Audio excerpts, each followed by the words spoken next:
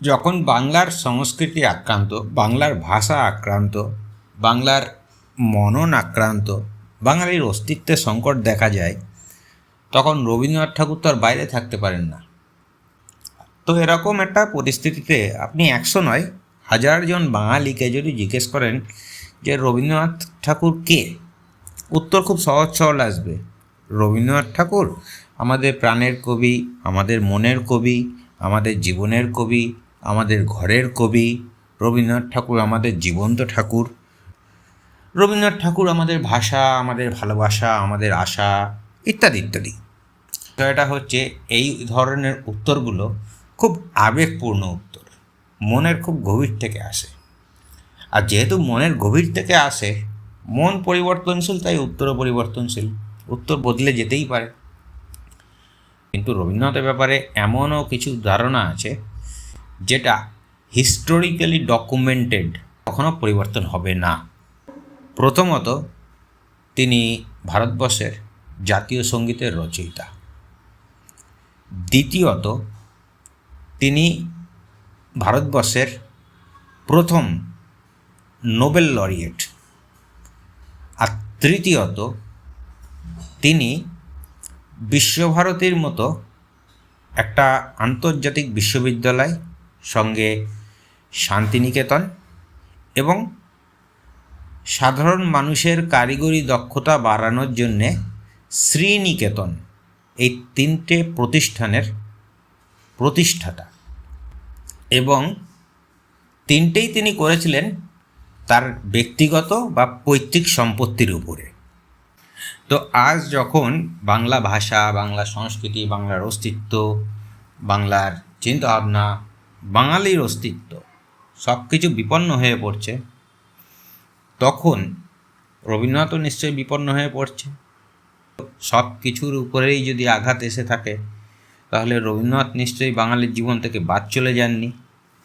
তো প্রশ্নটা এই কারণে আসছে যে আজকে যে সমস্ত ব্যক্তিরা মনে করছেন যে বাংলা সংস্কৃতি, বাংলার ঐতিহ্য সব কিছু বিপন্ন হয়ে পড়েছে, তো তাদের সেদিন তাদের মনে হয়নি যেদিন রবীন্দ্রসঙ্গীত বা রবীন্দ্রনাথের লেখা গানগুলোকে এডিট করে সেখান থেকে বিভিন্ন শব্দকে বাদ দিয়ে সেই শব্দগুলোর জায়গায় এমন এমন শব্দ বসানো হয়েছে যা কোনো ভদ্রলোক বা কোনো ভদ্র মহিলা সভ্য সমাজে ওপেনলি বলেও না, শোনেও না। সেই সময়টা কিন্তু কোনো বাঙালি প্রতিবাদ করেনি। সেই সময়টা কিন্তু কোনো বাঙালির মনে হয়নি যে বাংলা ভাষার উপরে আক্রমণ হচ্ছে। সেই সময়টা কোনো বাঙালির মনে হয়নি যে বাংলা সংস্কৃতি বিপন্ন হয়ে গিয়েছে। আর আমাদের যুব সমাজ, আমাদের ছাত্র সমাজ কী করেছে? নিজের শরীরের বিভিন্ন জায়গাতে ট্যাটু করার মতো রবীন্দ্রসঙ্গীতের বিভিন্ন শব্দগুলোকে সেই আবার এডিট করে সেখানে ওই নোংরা গালাগালি বা অকথ্য শব্দগুলো বসিয়ে রবীন্দ্রনাথের নামাঙ্কিত শিক্ষা প্রতিষ্ঠানে ঘুরে বেরিয়েছে। কখনো কারোর মনে হয়নি যে এরা বাঙালির ভাবাবেগকে আঘাত করছে। তার চেয়ে বড় কথা, কখনো কারোর মনে হয়নি যে এরা রবীন্দ্রনাথকে আঘাত করছে।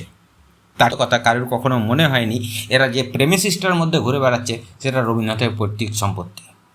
তো সেই সময়টা কোনো বাঙালিরই অস্তিত্বের সংকটের কথা মনে পড়েনি।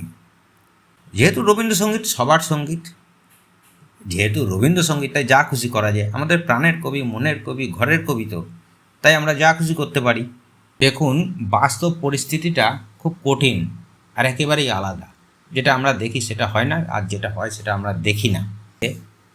রবীন্দ্রনাথ ঠাকুরকে জীবিত অবস্থায় বা তার মৃত্যুর পরে ডাইরেক্টলি বা ইনডাইরেক্টলি এই বাংলার মানুষ বা আমরা বাঙালিরা তাকে যতভাবে হেয় করেছি, যতভাবে অপমান করেছি, যতভাবে তাকে অপ্রাসঙ্গিক করার চেষ্টা করেছি, ভারতবর্ষ তো দূরের কথা, সারা বিশ্বের কোথাও এরকম জঘন্য এবং নিকৃষ্ট প্রচেষ্টা কোনোদিন দেখা যায়নি।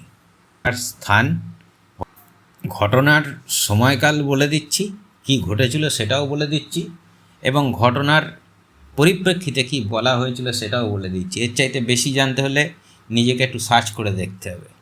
1980 সাল নাগাদ পশ্চিমবাংলায় বাংলার যে সিলেবাস ছিল ছোটদের, অর্থাৎ শিশু পাঠ্য বিষয়ে, সেখানে সহজ পাঠের বেশ কিছু অংশ বাদ দিয়ে দেওয়া হয় এবং কারণ হিসেবে দেখানো হয় যে রবীন্দ্রনাথ বুর্জোয়া বা এলিট ক্লাসের কবি। একদম সহজ বাংলায় বলতে গেলে বলতে হয় রবীন্দ্রনাথ ছিলেন বড় লোকদের কবি এবং তিনি এমন একজন কবি যার বেশিরভাগ লেখার সঙ্গে সাধারণ মানুষের রোজকারের যে জীবনযাত্রা, অর্থাৎ যেটাকে আমরা বলি ক্লাস ডিভাইডেশন, শ্রেণী বৈষম্য, এবং যেটাকে আমরা বলি ক্লাস স্ট্রাগল, অর্থাৎ একটা নির্দিষ্ট শ্রেণীর অংশের যে বেঁচে থাকার লড়াই, এসবের সঙ্গে তার লেখার বেশিরভাগ ক্ষেত্রেই কোনো যোগাযোগ ছিল না। বরং অন্য অনেক কবিরা ছিলেন যারা মানুষের অনেক কাছাকাছি ছিলেন, মানুষের জীবন সম্বন্ধে অনেক বেশি জানতেন এবং তাদের লেখার মধ্যে দিয়ে সমাজের বাস্তব রিফ্লেকশনটা ফুটে উঠেছিল। আরও একটা অদ্ভুত যুক্তি দেখানো হয় যে বেশিরভাগ পাঠ্যপুস্তকে রবীন্দ্রনাথের লেখা এত বেশি পরিমাণে আছে যে অন্যান্য কবিদের লেখা ছাপানো যাচ্ছে না বা ছাত্রদেরকে পড়ানো যাচ্ছে না। এইরকম একটা অবান্তর যুক্তি দিয়ে কবি সুভাষ মুখোপাধ্যায়ের কিছু কবিতা সেই টাইমে সিলেবাসে অ্যাড করা হয়েছিল।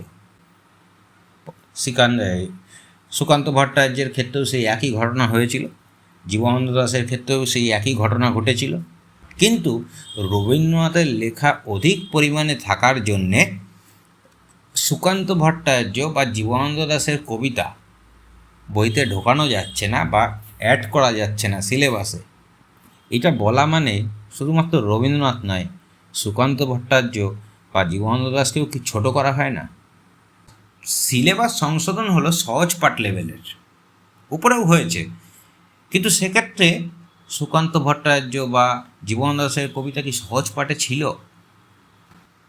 ওই একই সময়কালে একজন বিশিষ্ট সমালোচক, আবার বলে দিচ্ছি সালটা 1980 সাল নাগাদ, ডকুমেন্টস খুঁজলেই পেয়ে যাবেন, তিনি বলেছিলেন যে রবীন্দ্রনাথের কবিতা অনেকটা ইউটোপিয়ানদের মতো। ইউটোপিয়ান বলতে কাদের বোঝানো হয়?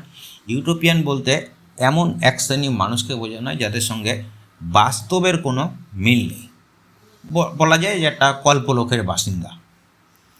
অর্থাৎ রবীন্দ্রনাথের যে লেখা বা তার যে জীবনযাত্রা বা তার যে সারা জীবনের কর্মোদ্যম, সেগুলোর সঙ্গে বাস্তব বা সমাজের দৈনন্দিন জীবনের কোনো মিল নেই, কল্পলোকের বাসিন্দা তিনি।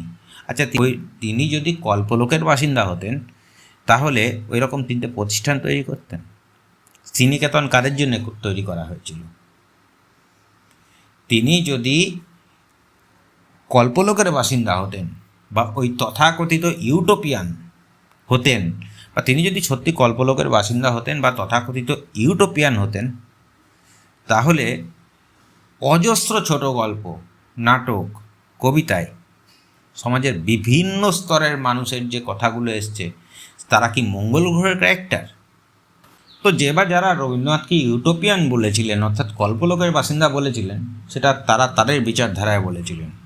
কিন্তু আজকের দিনে আমরা যদি গুগলে কনসেপ্ট অফ সেপারেশন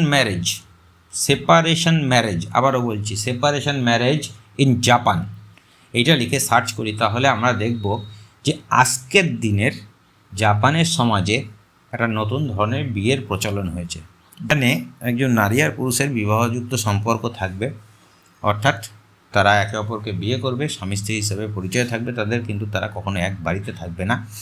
কারণ এক বাড়িতে একই সঙ্গে সারা দিন ঘন্টার পর ঘন্টা দিনের পর দিন থাকতে থাকতে সম্পর্কে একঘেয়েমি চলে আসে।